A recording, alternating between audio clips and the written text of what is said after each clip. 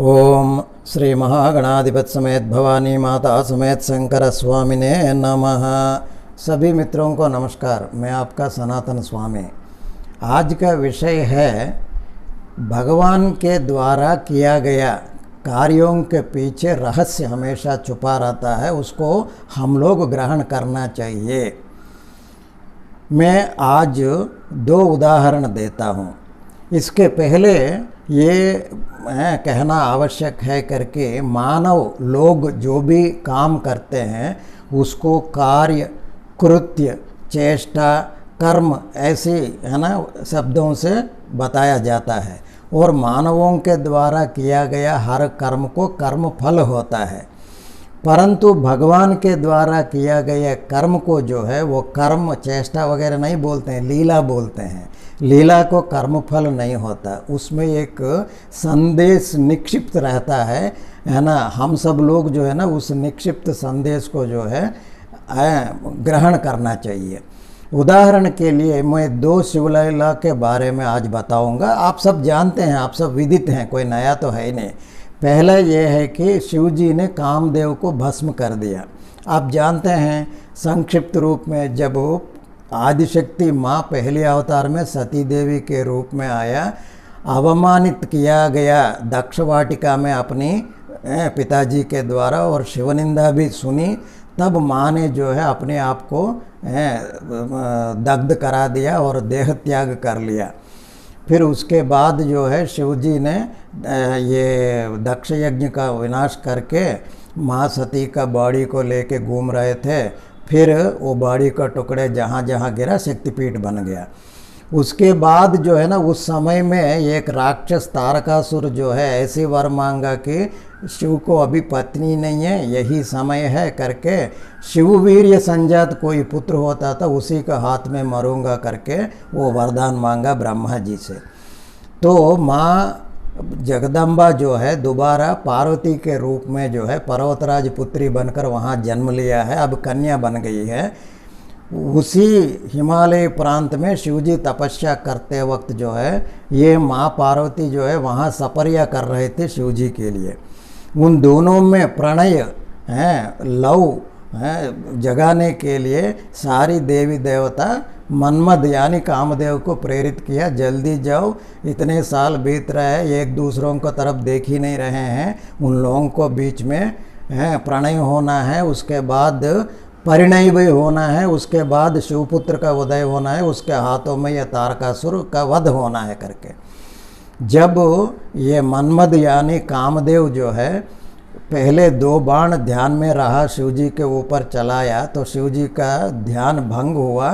फिर सामने कन्या पार्वती के ऊपर उनके दृष्टि गया तो ये नारी का सुंदरता को आराधना के भाव से जो है आपादमस्तक देख रहे थे। तभी शिवजी को एक थॉट आया कि क्या हो गया, आज मैं किसी नारी का सुंदरता को आराधना कर रहा हूँ, इसका मतलब है कुछ किसी ने मेरे ऊपर बाह्य का प्रयोग किया, क्या हो सकता है करके चारों ओर देखा तो सामने से तीसरी बाण चलाते हुए मन्मथ यानी कामदेव को देखा। क्रोधित होकर अपनी तीसरा अंग खोला तो उसमें आया हुआ एक भीकर है ना अग्नि ज्वाला में मन्मथ जो है कामदेव भस्म हो गया। आप सभी ये वृत्तांत जानते हैं। दूसरा वृत्तांत वही है, ये मार्कंडेय महर्षि। मार्कंडेय मुरकंड महर्षि का पुत्र है, वरपुत्र है मार्कंडेय। शिवजी ने बोला कि एक पुत्र देता हूँ, बहुत कीर्तिवान होगा, परंतु वो अल्पायुष 16 साल का ही उम्र वाला होगा करके। तभी वो लोग मान लिया माता पिता ने। फिर जैसे ही 14 साल का हुआ माता पिता दुखित हो रहे थे तो मार्कंडेय ने बोला आप चिंतित मत हो जाओ, मैं स्वयं भगवान शिव को प्रसन्न करके लंबी आयु वाला बन जाऊंगा करके एक शिवलिंग का स्थापना करके वहीं बैठ के तपस्या में लीन हो गया। जैसे समय आ गया यमराज के किंकर पहले आए थे, पाश फेंका लेकिन प्राण नहीं निकला। तो वो वापस जाके यमराज को बोला तो यमराज अवहेलना भावना से विकटहास करके बोल रहा था कि क्या आप लोगों ने एक अल्प मानव का, वो भी बालक का, मानव होते हैं नीच, पापी, अल्पायुष्क, दुर्बल, निर्बल ऐसी लोगों का जो है यमराज का पास वापस आ गया। मैं जाके देखता हूँ कैसे नहीं आता करके वो स्वयं भीकर रूप में आके ये बालक के सामने विकटहास कर रहा था। वो भयंकर रूप देख के ये जो बालक मार्कंडेय ने शिवलिंग को आलिंगन कर लिया। उस समय में जो पाश फेंका यमराज ने वो मार्कंडेय के गले और शिवलिंग में भी पड़ गया। जब खींच रहा था तो कैलाश में शिव को कोई खींचने जैसा लग गया। तभी प्रभु ने देखा, क्रोधित हो गया और उस समय ये यमराज बोल रहा था कि क्या तुम शिवलिंग को आलिंगन करने से शिव बचाएगा? शिव कौन होता है मेरे यमपाश से बचाने के लिए करके घमंडी से, है ना, अहंकारी होकर बात कर रहा था। उसी समय में लिंग भंग होकर उसमें से प्रलय रूप में, रुद्र रूप में भगवान शिव आया। और आप लोग फोटोज़ में वगैरह देखते हैं ऐसी शूल जो है यमराज के तरफ दिखाते हुए, वो कुछ नहीं किया शिव जी ने, सिंपली शूल ऐसे ही पकड़ा और उनके बाएं तरफ जो टांग है ना उससे एक लात मारा वक्षस्थल पर यमराज को।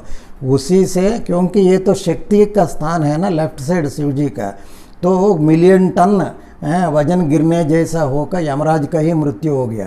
काल को मृत्यु हो गया, काल का काल है इसलिए महाकाल बन गया। फिर तभी बाद में जो है सब देवी देवताओं के प्रार्थना से फिर यमराज को पुनर्जीवित किया।